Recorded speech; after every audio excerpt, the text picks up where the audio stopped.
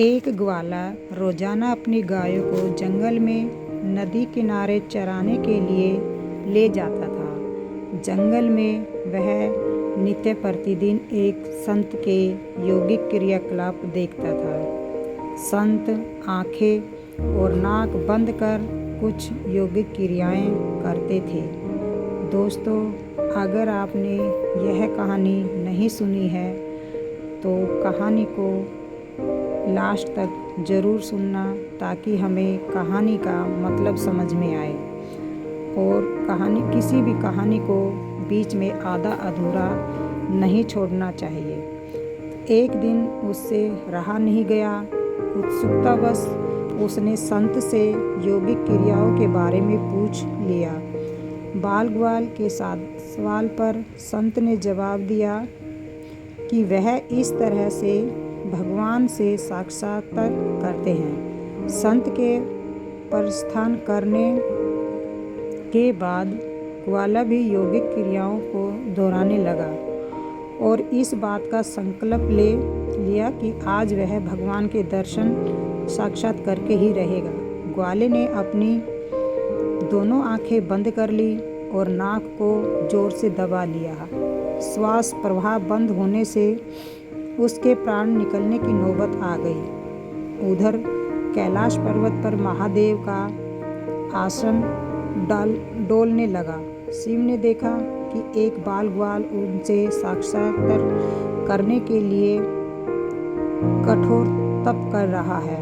उसके झूठ को देखकर शिव प्रकट हुए और बोले, वत्स, मैं तुम्हारी तपस्या से प्रसन्न हूँ और तुमको दर्शन देने आया हूँ।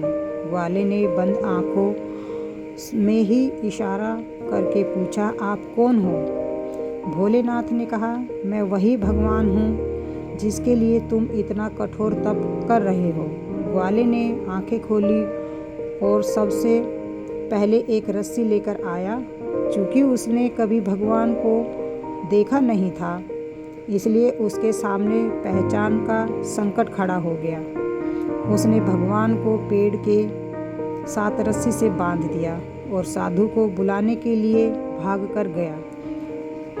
संत तुरंत उसकी बातों पर यकीन करते हुए दौड़े और आए, लेकिन संत को कहीं पर भी भगवान नजर नहीं आए। संत ने बाल ग्वाल से कहा, मुझे तो कहीं नहीं दिख रहे हैं। तब ग्वाले ने भगवान से पूछा, प्रभु, आप यदि सही में भगवान हो तो साधु महाराज को दिखाई क्यों नहीं दे रहे हो? तब भगवान ने कहा, जो भक्त छल कपट रहित सच्चे मन से मुझे याद करता है, मैं उसको दर्शन देने के लिए दौड़ा चला आता हूँ। तुमने निश्चल मन से मेरी आराधना की, अपने प्राण को दांव पर लगाए और मेरे दर्शन का दृढ़ संकल्प लिया। इसलिए मुझे कैलाश से मृत्युलोक में तुमको दर्शन देने के लिए आना ही पड़ा। जबकि साधु के आचरण में मैं इन सभी बातों का अभाव है।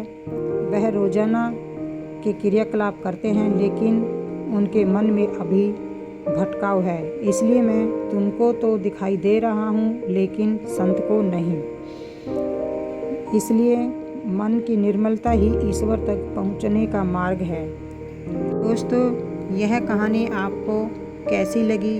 अगर मेरी यह कहानी सुनाने में मुझसे कोई त्रुटि हो गई है कहानी कहते सुनाते समय, तो मैं उस त्रुटि के लिए क्षमा मांगती हूँ। अगर आपको यह कहानी अच्छी लगी है तो प्लीज़ वीडियो को लाइक और शेयर करना मत भूलिएगा।